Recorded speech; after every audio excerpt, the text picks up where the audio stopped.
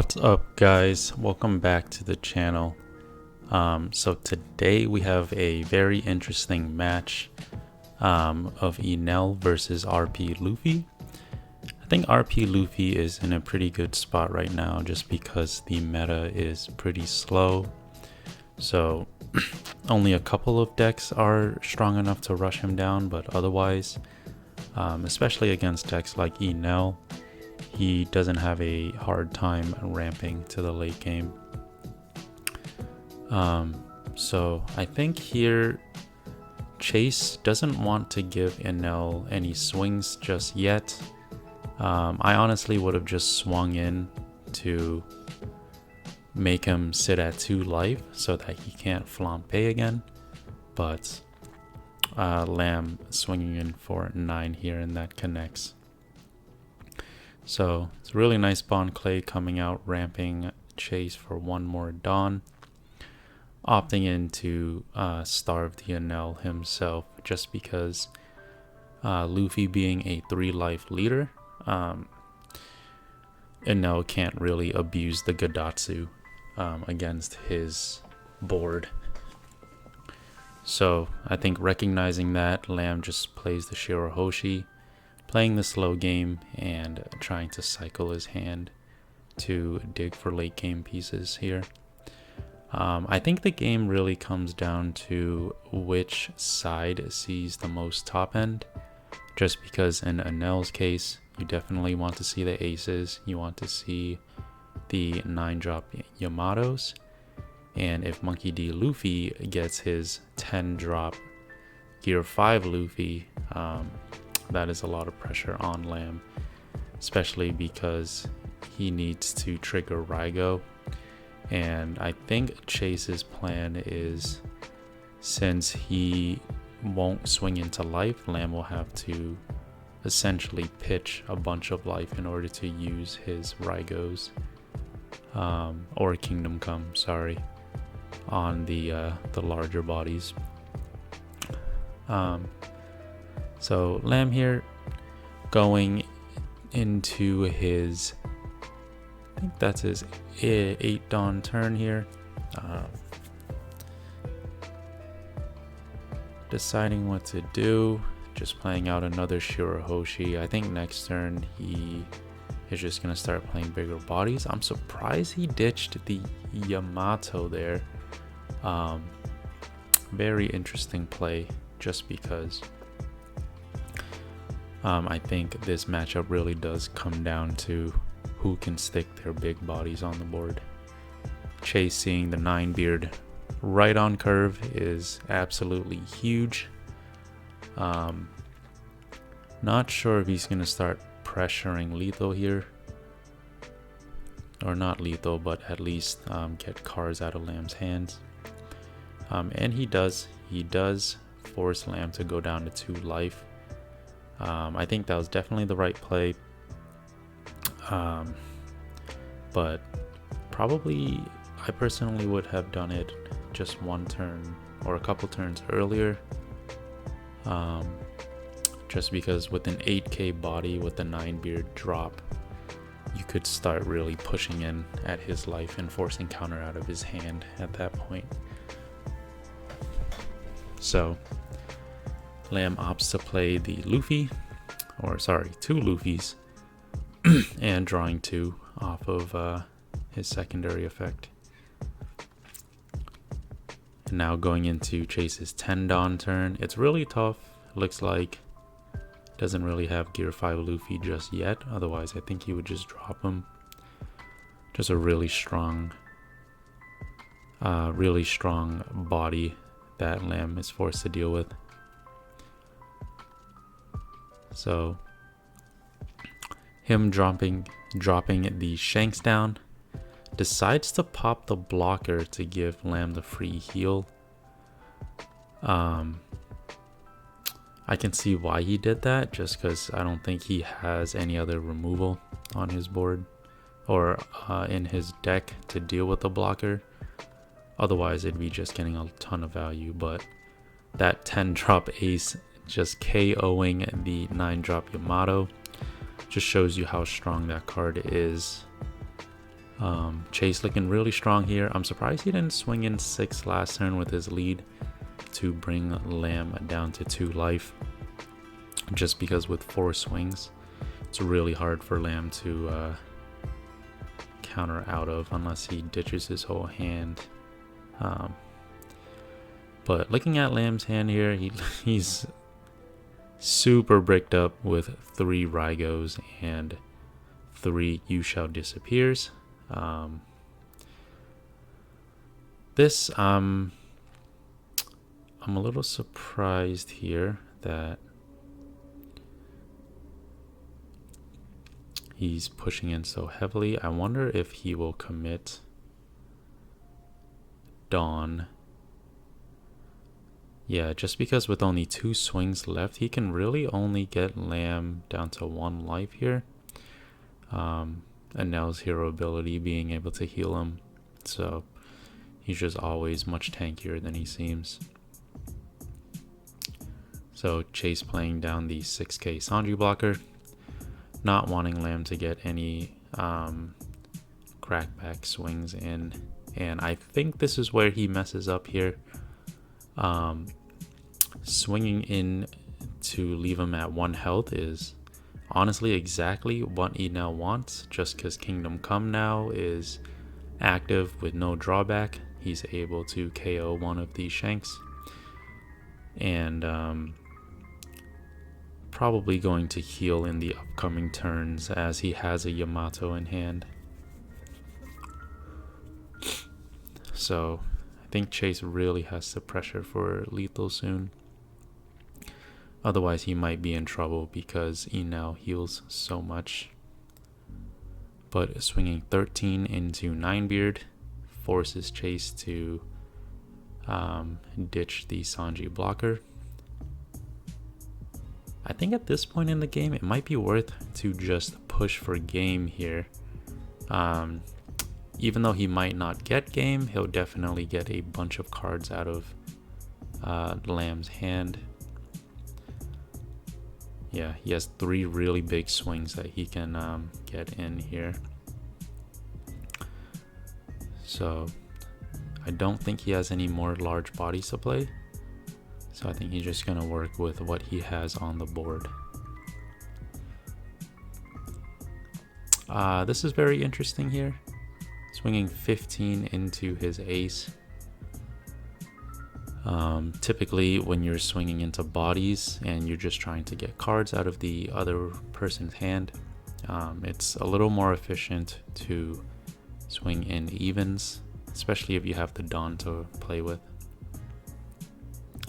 But I think the 15k swing is going to get met with a couple of 0 cost events, and there they are.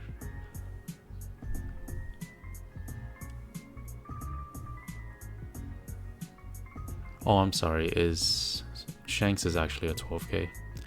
I thought he was a 10k, but 17k swing.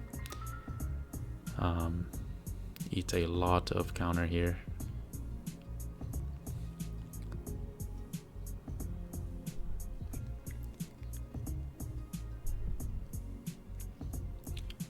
Yeah, I'm not sure about that play here. I think that might have costed Chase the tempo that he got on the board. Because he essentially just left his leader standing. And so that was a wasted opportunity there. I think he could have swung more heavily if he assigned the Dawn to his leader as well. But yeah, looking at Chase's decision making, looks like he doesn't have any more top end, just because I think if he drew it, definitely would have gone down. But he's trying to bait out cards out of Lamb's hands. And actually gets the Frankie out, which is huge. Being able to draw one and then heal one off of hero ability there. And Monkey D Dragon coming out. Just pressuring more. I think it would be really good to just swing all into lead here. Just forcing Lamb to give up whatever cards he has left. He only has 3 cards left, so if you force every single card out of his hand, definitely would mean that you should be able to start pushing for game really soon. But I think he's afraid that if he swings in, Lamb can just crack back with the ace and Frankie. But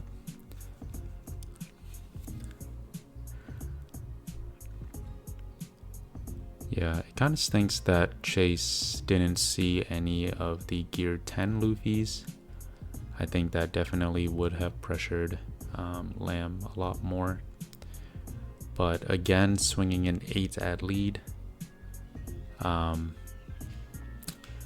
Yeah, and again with the intervals that I was talking about, definitely would have been more efficient to swing in 9 at lead, just to force Lamb to pitch another card there. But Lamb deciding where his ace swing should go.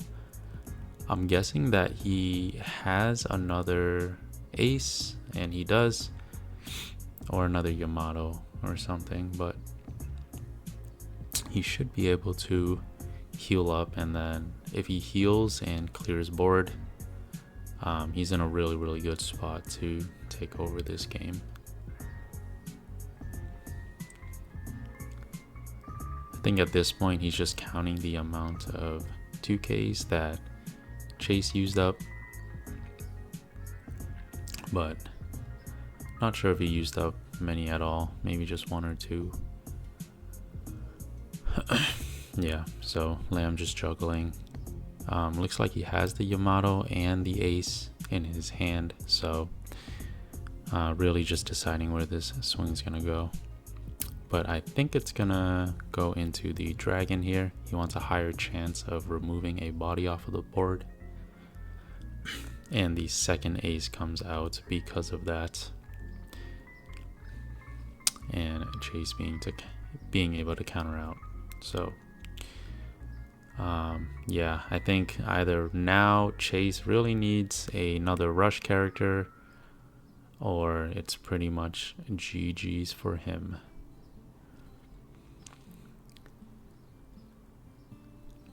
Yeah, and now being one of those decks where if you don't finish him off when you have the chance, he's just gonna continuously heal and grind you out of the late game.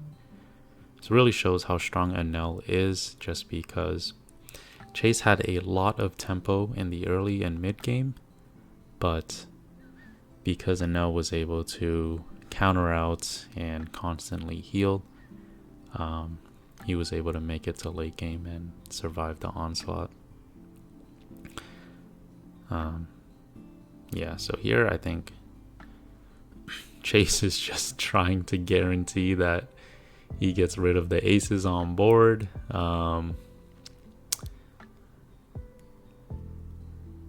Yeah, swinging 15 into one of the aces,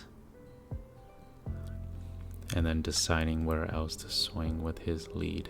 But I honestly think probably should have swung. Oh no, that's not 15. I apologize. That is 14 to ace. I think that was the right move there. Being able to counter out of the ace swing. And honestly, at this point, it's not looking good for Chase. So,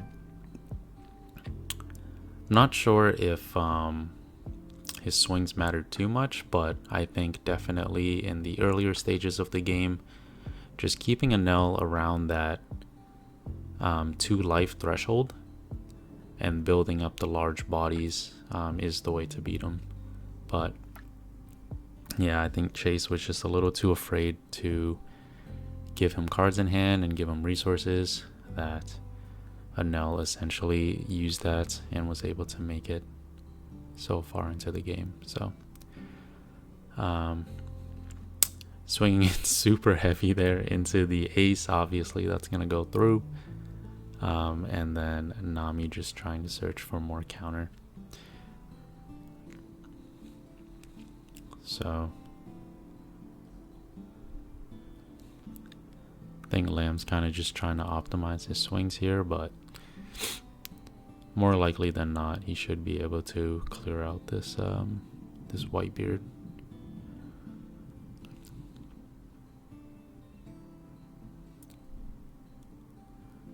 So yeah, clearing out that Whitebeard there. Decides not to tap down his characters just because I think Lamb's trying to set up so that he can win next turn, not trying to put them at risk of getting swung down at. So Chase's turn here. He hasn't seen any top end for I think about like 4 turns in a row now. So he's just losing tempo really quickly in this game. And at this point, I'm not even sure if swinging into lead is correct anymore. It's just a matter of not being able to close out earlier.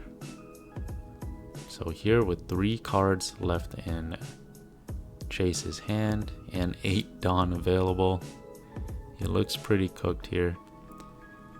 So Lamb starts with a 9k swing into lead. This should only take 1 Rad Beam to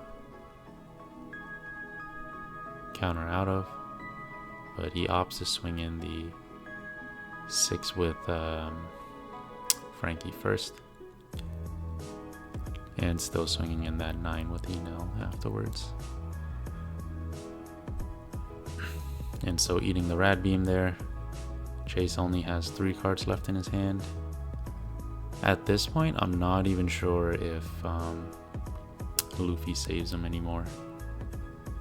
Just because he does need 3 swings to connect, there's no way for him to get out of this one. So pretty much wraps here. Yeah, drawing the Bon Calais definitely won't help him. So basically just basic math here, and Lamb should be able to close out.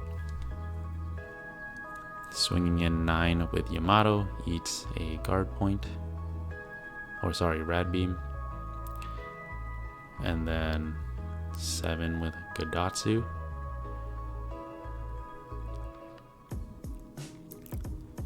Eight with Frankie, guaranteeing the hits, and then the rest with Enel, and that's that. So yeah, that was a crazy match. RP Luffy showing that he can really compete with the meta, but I think he definitely depends on seeing his top end to close out his games.